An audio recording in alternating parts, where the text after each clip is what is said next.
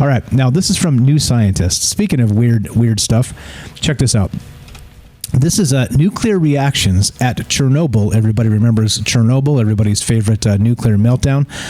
Nuclear reactions at Chernobyl are spiking in an inaccessible chamber. Weird, right? I think it's weird. Let's look at this. Scientists monitoring the ruins of Chernobyl nuclear power plant in Ukraine have seen a surge in fission reactions in an inaccessible chamber within the complex. They are now investigating whether the problem will stabilize or require a dangerous and difficult intervention to prevent a runaway nuclear reaction. I'm going to say that again.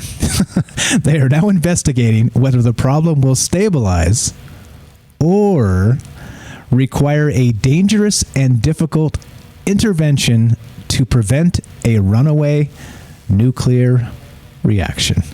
The explosion at Chernobyl in 1986 brought down walls and sealed off many rooms and corridors. Tons of fissile material from the interior of a reactor were strewn throughout the facility, and the heat it generated melted sand from the reactor walls with concrete and steel to form lava-like and intensely radioactive substances that oozed into lower floors. That sounds like a horror movie.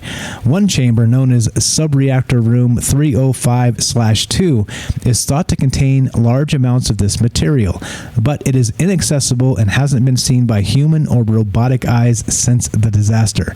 Now, researchers have seen a spike in neutron emissions from the room, with levels increasing around 40% since the start of 2016. This points to a growing nuclear fission reaction, so searchers are trying to determine if this surge will fizzle out, as previous spikes in other parts of the ruins have done, or whether they will need to find a way to access the room and intervene. Looking for volunteers? Any volunteers want to get down into that room and find out what the hell's going on? Yeah. No, no thanks.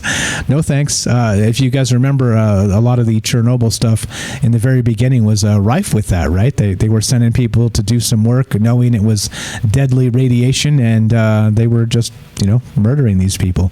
There was a HBO special on that. I didn't see it, but I did see the write-ups regarding it. But lots of horrifying stuff that went on with this. It is not a laughing matter.